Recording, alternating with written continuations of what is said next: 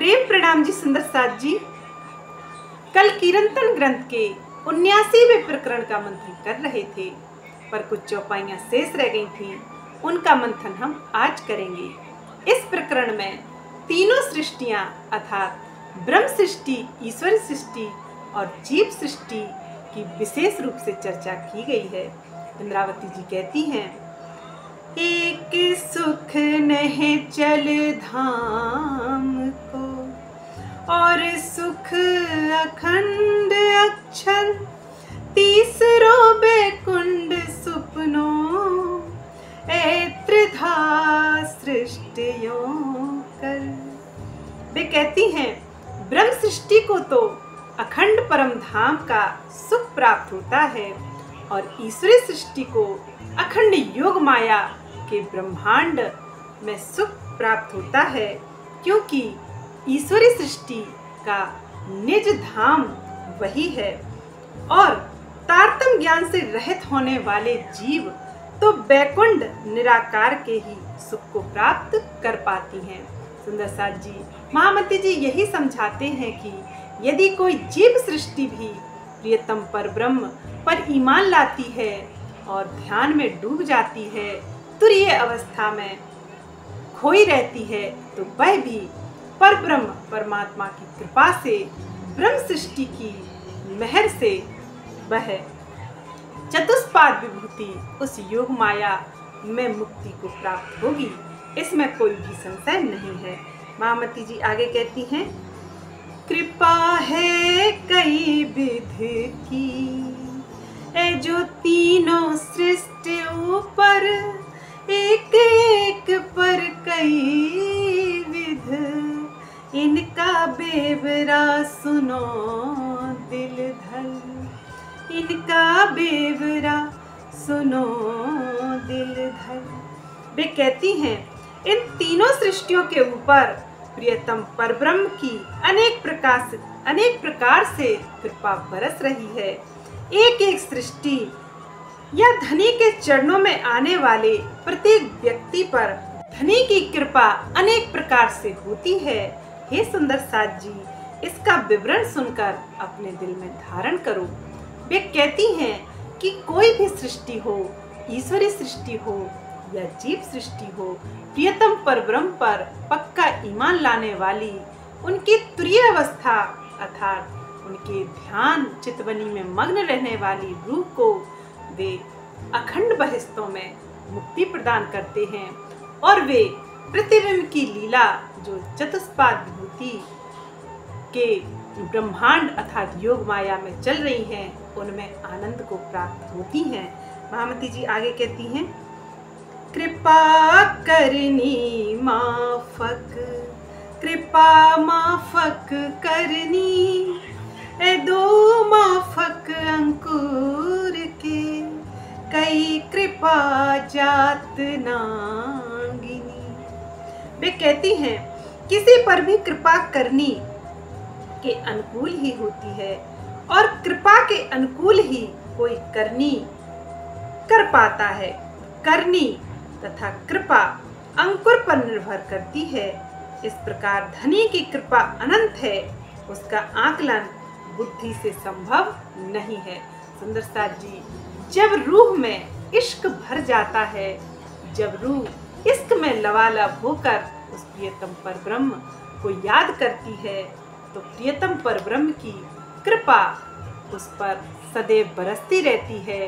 ब्रह्म सृष्टि पर धनी की मेहर इश्क, ईमान और मार्फत अर्थात विज्ञान के इल्म के द्वारा होती है और ईश्वरी सृष्टि पर धनी की मेहर ईमान और हकीकत की बंदगी के रूप में होती है।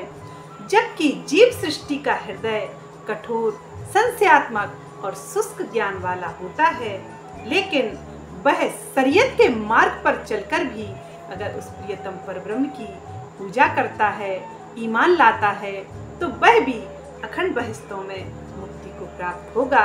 ऐसे हमारे श्री प्राणनाथ जी, श्री राज जी महाराज की महिमा है।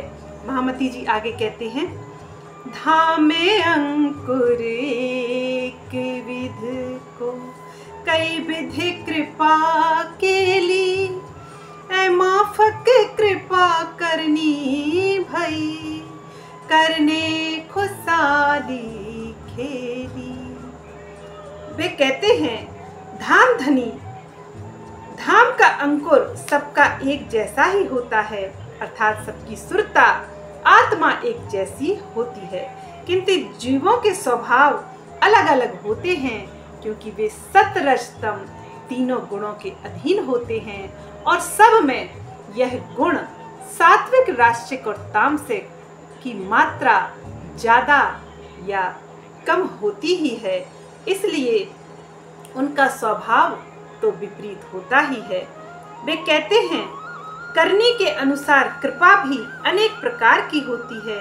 विविधता में इस खेल में आनंद की वृद्धि के लिए धनी की कृपा के अनुकूल करनी हो जाती है। सुंदर साथ जी, महामती जी यही समझाती हैं कि बहदत और खिलवत की लीलाओं में सभी ब्रह्मात्माएं एक समान होती हैं, उनके गुण स्वभाव में कोई अंतर नहीं होता है, लेकिन वे इस मायावी जगत में खेल को देखने आई हैं, तो वे अनेकों अनेकों जीवों के ऊपर बैठकर इस मायावी जगत का खेल देख रही हैं, और जीवों में तो सत्वरजतम तीनों गुणों की प्रधानता होती है, अर्थात वे अपने गुणों के अनुसार ही उनके जीव कार्य करते हैं, और ब्रह्म सृष्टियों को भी वह अनुभव होता है। जैसे मेहरराज जी का स्वभाव अलग था और बिहारी जी का स्वभाव अलग था, और कई सुंदर साथ का स्वभाव अलग अलग देखने को बीतक शाम में मिलता है। महामती जी आगे कहते हैं, सृष्टि ईश्वरी कई अंकुरी, और अंकुर दिए कई, तीन जुदा जुदा ठोर नहीं चल, कृपा अंकुर से भई। वे कहते हैं, ईश्वरी सृष्टि को भी अंकुरी कहा जाता है। जिन जीवों पर ईश्वरी सृष्टि विराजमान हुई है, उनमें भी योग माया का अंकुर पैदा हो गया। योग माया के अखंड होने पर जीवों की अलग अलग अखंड बहिस्तें बनेंगी। अखंड होने की यह कृपा अंकुरी अर्थात अंकुर होने के कारण ही हुई है। महामती जी आगे कहती हैं, भिस्त होसी 8 विधि की, और 8 विधि का अंकुर, हर अंकुर कृपा कई विध, ले उठ सी नह चलनु। वे कहती हैं, योग माया के ब्रह्मांड में 8 तरह का अंकुर होने से 8 तरह की बहस्तें होंगी। हर अंकुर पर कई प्रकार की कृपा होगी। वे नूरी शोभा को धारण करके अखंड हो जाएंगी। सुंदर साथ जी, महामती जी यही समझाते हैं कि योग माया के ब्रह्मांड में पहला अंकुर उन ब्रह्म सृष्टि के जीवों का होगा, जिन पर ब्रह्म सृष्टि ने सुरता के रूप में इस मायावी जगत का खेल देखा। अतः सुंदर साथ जी, योग माया के ब्रह्मांड में 8 बहिस्तें अर्थात 8 प्रकार के मुक्ति के स्थान का निर्माण हुआ है। जिन जीवों पर ब्रह्म सृष्टियों ने अधिष्ठान होकर सुरता रूप में इस फानी दुनिया, इस नश्वर संसार के माया के प्रपंच भरे खेलों को देखा, उन जीवों को पहली बहिस्त में मुक्ति का स्थान मिलेगा। और 24,000 कुमारिकाओं ने जिन जीवों पर बैठकर इस मायावी जगत का खेल देखा, उनको दूसरी बहिस्त प्राप्त होगी। इसी तरह से जैसे जिसके कर्म, जैसे जिसकी करनी के अनुसार बहिस्तें प्राप्त होंगी। और कजा की लीला में वे धाम की इंद्रावती, वे धाम की सरदार सखी, जिन्हें जागने का उत्तरदायित्व श्री प्राणनाथ जी ने सौंपा था, उनकी इतनी अधिक महिमा है कि जिस जीव पर वे खेल देखने आई, इस फानी दुनिया में आई, उस जीव की भी इतनी अधिक महिमा हो गई कि उन्हें कजा की लीला श्री प्राणनाथ जी सौंपते हैं। अर्थात मेहरराज जी के तन में जो जीव था उसका नाम मरु है, और मरु ही कजा की लीला के दिन श्री राज जी का स्वरूप धारण करेंगे। और जो धाम की अंगना सुंदर बाई देवचंद जी के तन में आई, और देवचंद जी के तन में राजा देवापी का जीव था, और देवापी का जीव भी श्री श्यामा महारानी का स्वरूप धारण करें। मेहरराज जी के जीव मरु और देवचंद जी के जीव देवापी दोनों श्री राज श्यामा जी का स्वरूप धारण करके कजा की लीला योग माया के ब्रह्मांड में करेंगे, और सभी आत्माओं को, सभी जीवों को अखंड मुक्ति देंगे, और कजा की लीला करके उनकी करनी के अनुसार ही उन्हें दो जग की अग्नि भी देंगे और पश्चाताप के आंसू भी देंगे। महामती जी आगे कहते हैं, छिपी किसी की ना रहे करना धनी अदल, और साच झूठ जैसा जिनो चढ़ आया तराजू दिल। वे कहते हैं धनी के न्याय में कोई भी बात छिपी नहीं रहेगी। न्याय के तराजू पर सत्य और झूठ साफ नजर में आ ही जाएगा। सुंदरसाज जी, उस प्रियतम परब्रह्म से भला क्या छुपा है। महामती जी आगे कहते हैं, बतन के अंकुर बिना इत दूनी करे कैवल, मुक्त सुख इत हो इसी पर पावे ना धाम नहीं चल। महामती जी समझाती हैं कि परम धाम का अंकुर न होने पर भी संसार के जीव अखंड सुख पाने के लिए बहुत अधिक प्रयास करते हैं। उन्हें अखंड मुक्ति तो प्राप्त हो जाएगी, लेकिन वे परम धाम में नहीं जा सकेंगे। सुंदरसाज जी, प्रियतम परब्रह्म की इतनी अधिक महिमा है कि उन पर ईमान लाने वाले जीव यदि उनकी पूजा भी करते हैं, उन पर भरोसा करते हैं, तो वे भी अखंड मुक्ति अर्थात योग माया के ब्रह्मांड तक जा सकते हैं। इसीलिए तो इस समय को स्वर्णिम अवसर कहा है, क्योंकि जो जीव निराकार मोह सागर से उत्पन्न होते हैं, वो जीव भी अखंड योग माया तक जा सकते हैं। यह तो श्री प्राणनाथ जी की महिमा है। इस अखंड ब्रह्म ज्ञान की महिमा है कि जो जीव निराकार मोह सागर से उत्पन्न होते हैं, जिनकी सुरता मात्र बैकुंठ में जाने की क्षमता रखती है, वे प्रियतम परब्रह्म की कृपा से, उन पर ईमान, उन पर भरोसे से वे भी अखंड योग माया में अखंड मुक्ति को प्राप्त हो सकते हैं। महामती जी आगे कहते हैं, कई आए अनुभव लेके सो पीछे दिए पटकाए, धनी दया अंकुर बिना किन सत सुख लियो ना जाए। इंद्रावती जी समझाती हैं, साधना में ज्ञान और साधना के क्षेत्र में गहन अनुभव रखने वाले बहुत से लोग हो गए हैं, किंतु वे माया में इसलिए भटक गए क्योंकि परम धाम का अंकुर न होने से वे धनी की दया के पात्र नहीं बन सके। धनी की मेहर और परम धाम का अंकुर हुए बिना कोई भी अखंड सुख नहीं ले सकता है।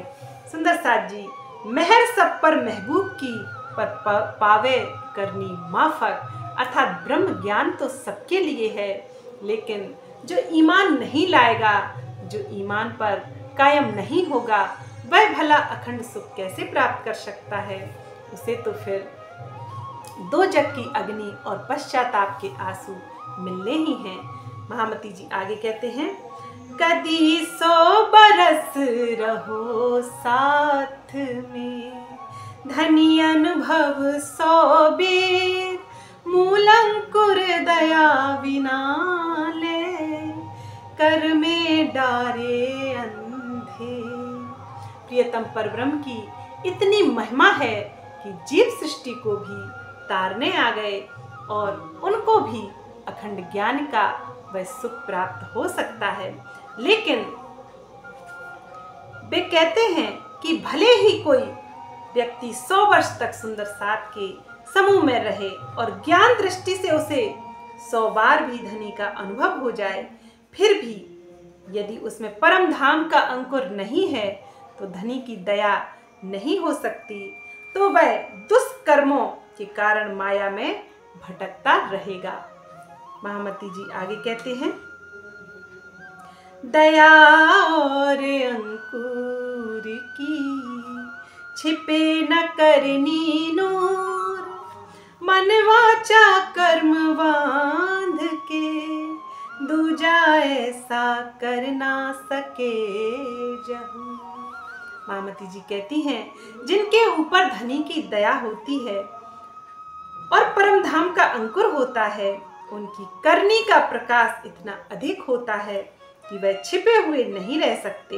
मन, वाणी और कर्मों के बंधन से परे होकर ब्रह्म सृष्टि के अतिरिक्त अन्य कोई भी करनी अथवा दिव्य आचरण का प्रकाश नहीं फैला सकता। महामती जी यही समझाते हैं कि कौल फैल से परे होकर परमधाम की ब्रह्म सृष्टि ही हाल पर चलती है, अर्थात अपनी परम धाम की रहनी में खरी उतरती है और कोई भी जीव सृष्टि इस कथनी करनी को नहीं छोड़ सकती और वह रहनी में नहीं ढल सकती। अतः सुंदर साथ जी आध्यात्मिक जगत में रहनी का बहुत अधिक महत्व है। शुष्क ज्ञान से और ज्ञान की चतुरता से परमात्मा कभी किसी को नहीं मिला। वह जब भी मिला है तो प्रेम से ही मिला है। वह जब भी बहा है तो भावनाओं में ही बहा है। वह तो प्रेम का सागर है, वह तो ज्ञान का सागर है। जिसे रावण बहुत अधिक महान था, उसके आगे राम कहीं भी नहीं ठहरते थे, लेकिन रहने की दृष्टि से राम पुरुषोत्तम राम हुए, अर्थात वे रहने की दृष्टि से उनसे कहीं ज्ञान और कथनी की दृष्टि से रावण के सामने राम फीके थे, लेकिन वे रहने की दृष्टि से रावण से कहीं अधिक आगे थे और वे मर्यादा पुरुषोत्तम के रूप में सभी के पूज्य बने। और रावण तो राक्षस ही कहलाया। अर्थात कहने का अर्थ है कि शुष्क ज्ञान से, शुष्क केवल उपदेश देने से कोई महान नहीं हो जाता। कहा जाता है, जो वेद पढ़े और भेद करे, मन में नहीं निर्मलताई, कोई जितना चाहे ज्ञान कहे, कोई कितना चाहे ज्ञान कहे, प्रिय तुमको पाना ना जाने, जो प्रेम गली में आए नहीं, प्रिय तुमको पाना क्या जाने, जो प्रेम गली में। महामती जी आगे कहती हैं, महमत कहे तीन वास्ते, ए तीनों है शामिल, करनी कृपा अंकुर, बाके छिपे ना अमल। वे समझाती हैं कि सुंदर साथ में तीनों प्रकार की ब्रह्म सृष्टि शामिल है, इसलिए इन तीनों के लिए ही करनी कृपा और अंकुर के विषय में विशेष रूप से बताया गया है। इन तीनों का व्यवहार किसी भी प्रकार से छिपा नहीं रह सकता है। सुंदर साथ जी, महामती जी यही समझाते हैं कि अपने अपने स्वभाव, अपने अपने अंकुर के हिसाब से तीनों सृष्टियां अपने अपने हिसाब से कार्य करती हैं। अपने अपने स्वभाव के अनुसार वे बंदगी करती हैं, लेकिन जो हाल रूपी बंदगी तथा जो रहने की परम धाम की रहने की अवस्था है, वह तो मात्र ब्रह्म सृष्टि ही प्राप्त कर सकती है और किसी की यह शोभा नहीं है। सुंदर साथ जी 79वां प्रकरण समाप्त हुआ। बोलिए प्राणनाथ प्यारे की जय। प्रेम प्रणाम जी सुंदर साथ जी।